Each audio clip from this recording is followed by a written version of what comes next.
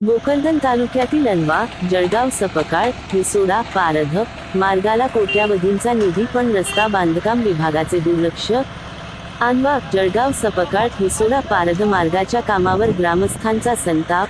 तांत्रिक चौकशीची मागणी. भोकरदन तालुक्यातील अनवा, जळगाव सपकाळ, हिसोडा, पारध या महत्त्वाच्या मार्गासाठी कोट्यवधी रुपयांचा निधी मंजूर झाला असतानाही प्रत्यक्षात कामाचा दर्जा अत्यंत निकृष्ट असल्याचा आरोप ग्रामस्थांनी केला आहे.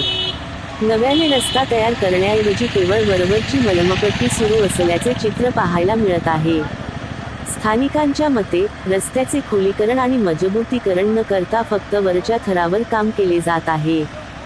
जड वाहतुकीमुळे रस्ता लवकरच पुन्हा खराब होण्याची भीती व्यक्त केली जात आहे. काम पूर्ण झाले असे दाखवले जाईल, पण काही महिन्यातच रस्ता उघडला तर जबाबदार कोण, असा सवाल ग्रामस्थांनी उपस्थित केला आहे. या मार्गासाठी सुमारे 20 कोटी रुपयांचा निधी मंजूर असल्याची माहिती असताना प्रत्यक्षात कामात दर्जाहीन साहित्य वापरले जात असल्याचा आरोपही होत आहे. संबंधित विभागाने तात्काळ स्वतंत्र तांत्रिक पाहणी करून कामाचा दर्जा तपासावा आणि दोषींवर कारवाई करावी, अशी मागणी पुढे येत आहे. दरम्यान, सामाजिक कार्यकर्त्यांनीही पारदर्शक पद्धतीने काम पूर्ण करण्याची मागणी करत, भविष्यात रस्ता टिकाऊ राहावा यासाठी योग्य दर्जाचे साहित्य आणि तांत्रिक निकषांचे पालन करण्यावर भर दिला आहे.